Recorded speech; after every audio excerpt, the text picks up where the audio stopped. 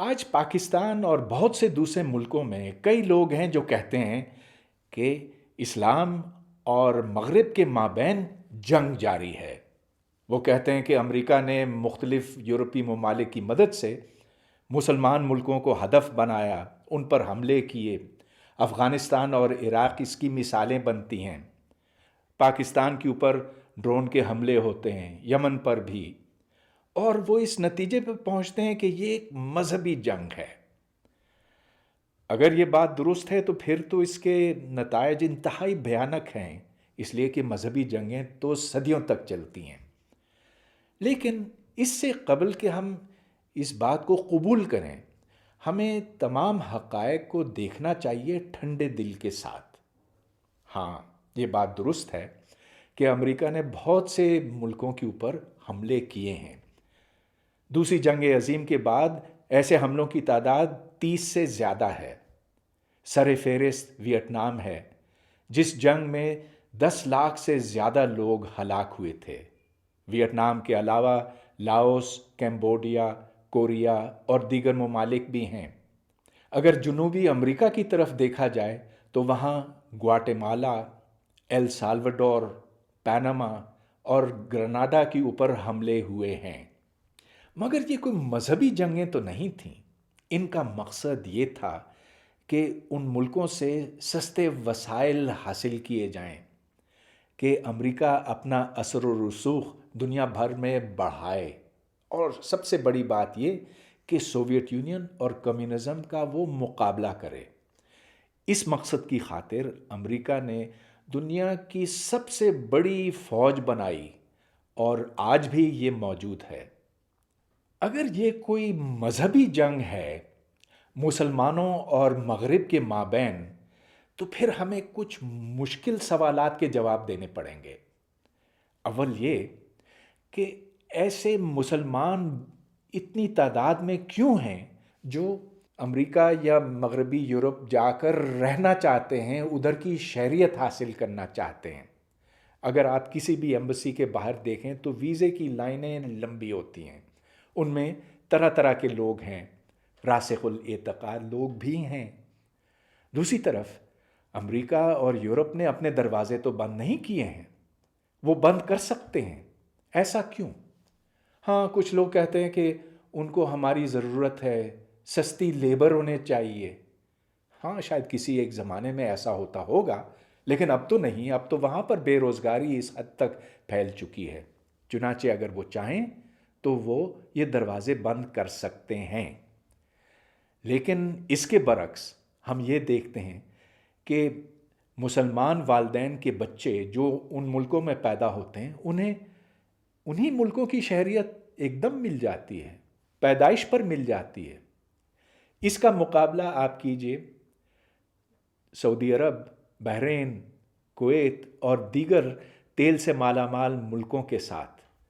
حالانکہ یہ ملک کہتے ہیں کہ ہم اسلام کے علم بردار ہیں، کہ ہم مسلمانوں کی فلاح و بہبود کا ذمہ اٹھائے ہوئے ہیں، لیکن اگر کوئی پاکستانی یا بنگلہ دیشی یا انڈین یا فلپین کا مزدور یا انجینئر ان ملکوں میں کام کرتا ہے، سالہ سال کام کرتا ہے، پھر بھی اس کو کبھی ادھر کی شہریت نہیں مل سکتی۔ اس کے بچے اگر ادھر پیدا ہوتے ہیں تو وہ کبھی سعودی عرب کے شہری نہیں بن سکتے، دبئی کے شہری نہیں بن سکتے۔ ایک اور مشکل سوال، اگر مسلمانوں اور مغرب کے مابین ایک مذہبی جنگ ہے تو پھر مسلمانوں کو اتنی زیادہ مذہبی آزادی کیوں ملتی ہے؟ اب شاید آپ اس بات سے اختلاف کریں، آخر فرانس میں برقعے کے اوپر پابندی ہے، سوئٹزرلینڈ میں مسجد کی میناریں آپ نہیں بنا سکتے، امریکہ میں ورلڈ ٹریڈ سینٹر کے نزدیک جو مسجد بنائی جا رہی تھی اس کی تعمیر روک دی گئی، شاید وقتی طور پر، شاید مستقل۔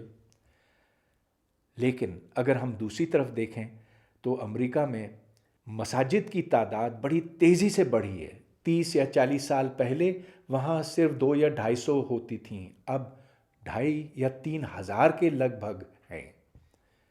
اور یہ ایک حقیقت ہے کہ مسلمانوں کو بعض دفعہ وہاں نشانہ بنایا جاتا ہے۔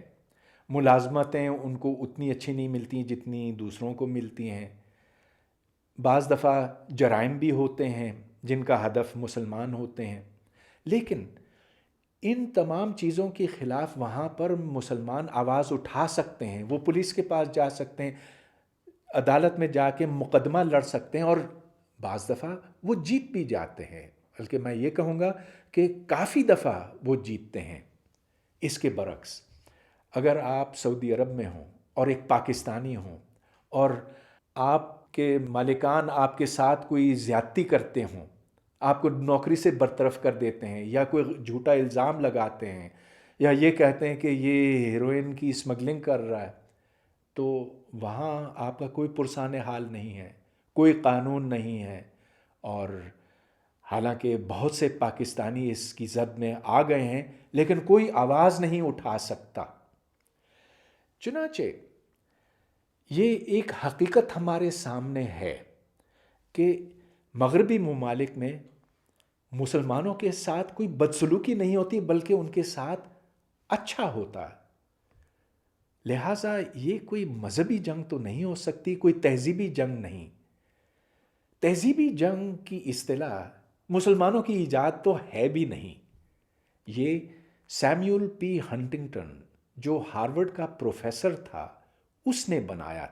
ہنٹنگٹن کا کہنا تھا کہ سر جنگ کے بعد جو دنیا میں اختلافات اور جنگیں ہوں گی وہ ملکوں کے درمیان کم اور تہذیبوں کے درمیان زیادہ ہوں گی۔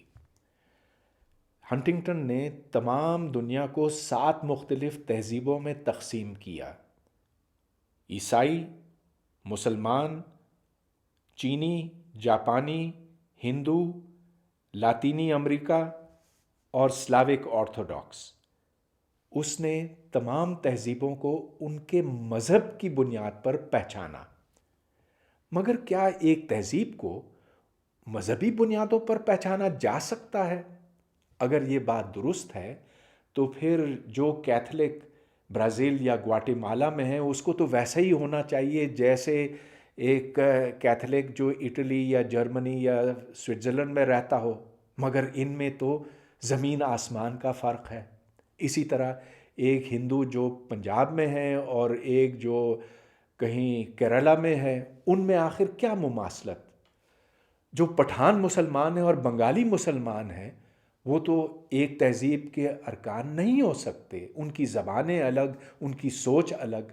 لہٰذا ایک تہذیب کو صرف مذہب کی بنیاد پر پہچاننا ایک بہت بڑی غلطی ہوگی۔ ہنٹنگٹن نے مزید یہ کہا کہ ہاں، ملکوں کے درمیان تصادم تو ہوگا اور ایک تہذیب کے اندر بھی تصادم ہوں گے، مگر یہ ٹکراؤ کبھی اتنے شدید، اتنے خون ریز نہیں ہو سکتے۔ جو زیادہ خطرناک اور خون ریز تصادم ہیں وہ تہذیبوں کے مابین ہیں۔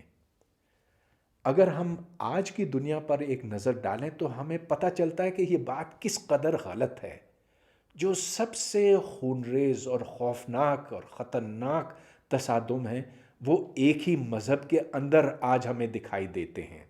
اگر ہم ایران اور عراق کی جنگ کی طرف ایک نظر ڈالیں تو وہاں 10 لاکھ سے زیادہ مسلمان ہلاک ہوئے تھے، شہروں پر میزائل داغے گئے تھے، زہریلی گیس کا استعمال ہوا تھا اور بچوں کو میدان جنگ میں جھونکا گیا تھا۔ شام کی حالت تو آج سب کے سامنے ہے، وہاں تباہی و بربادی کے سوا کچھ نظر نہیں آتا، اور وہاں پر مسلمان ایک دوسرے کے ساتھ الجھے ہوئے ہیں۔ پاکستان میں سرکاری طور پر یہ بتایا گیا ہے کہ 50,000 سے زیادہ مسلمان پچھلے 10 سالوں میں ہلاک ہوئے ہیں۔ یہ بھی ایک مذہبی جنگ ہے، کیونکہ ایک طرف انتہا پسند ہیں جو چاہتے ہیں کہ وہ اپنی سوچ تمام ملک کے اوپر مسلط کریں، وہ خودکش حملے کرتے ہیں مساجد کے اوپر، درگاہوں کے اوپر اور بازاروں میں بھی۔ شاید انسان کی فطرت میں یہ ہے کہ وہ تمام مشکل اور پیچیدہ مسائل کے سادہ ترین توجیحات تلاش کرتا ہے۔ ہاں، سب سے آسان چیز تو یہ ہے کہ ہماری تمام مشکلات جو ہیں وہ کسی بیرونی طاقت کی وجہ سے پیدا ہوتی ہیں، اور اسی لیے بہت سے لوگ بہت جلدی اس بات کو قبول کرنے کے لیے تیار ہیں کہ آج مغرب اور مسلمانوں کے مابین ایک مذہبی جنگ جاری ہے۔ لیکن حقیقت پر اگر غور کیا جائے تو مسلمانوں کو سب سے زیادہ نقصان خود مسلمان ہی پہنچا رہے ہیں۔ یہ ایک نہایت ہی افسوسناک حقیقت ہے۔